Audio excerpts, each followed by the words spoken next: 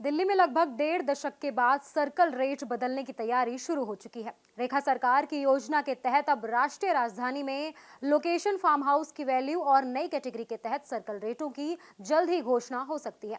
इससे घर, दुकान और फार्म हाउस समेत खेती की जमीनों की कीमतों में भी बड़ा बदलाव देखने को मिलेगा। इससे पहले साल 2008 में जमीनों का सर्कल रेट बढ़ा था, जबकि साल 2014 में प्रॉपर्टी के सर्कल रेट में बढ़ोतरी की गई थी। अब एक बार फिर रेखा सरकार ने प्रॉपर्टी के सरकारी मूल्य यानी कि सर्कल रेट को वास्तविक बाजार की कीमत के बराबर लाने का प्लान तैयार कर लिया है। दरअसल दिल्ली के कई इलाकों में नोटिफाइड रेट और मार्केट रेट के बीच भारी अंतर है। इसकी वजह से सरकार को रेवेन्यू में भारी नुकसान हो रहा है। इसी वजह से अब नई कैटेगरी, लोकेशन के हिसाब से रेट तय करने और फार्म हाउस की कीमतों को रिवाइज करने जैसे बड़े बदलावों की कवायद की जा रही है। इसके लिए सीएम रेखा ने जून में एक कमेटी बनाई थी, जिसकी अगुवाई में डिविजनल कमिश्नर काम कर रहे हैं।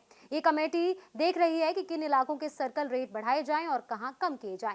ये पूरी रिपोर्ट सीएम रेखा गुप्ता के पास भेजने से पहले इसमें जनता की राय भी शामिल की जानी है, ताकि बदलाव जमीनी स्तर पर लागू हो सके। अभी दिल्ली सरकार ने राष्ट्रीय राजधानी में ए से एच तक 8 कैटेगरी में सर्कल रेट को बांट रखा है।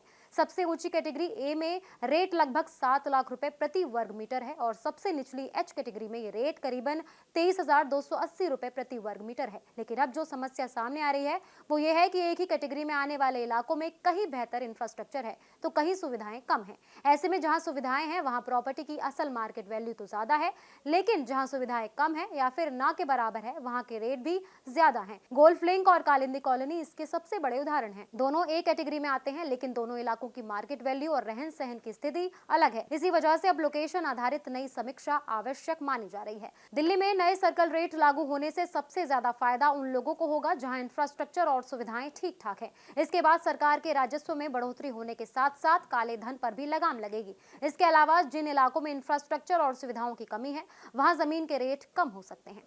Subscribe now and press the bell icon. Never miss an update.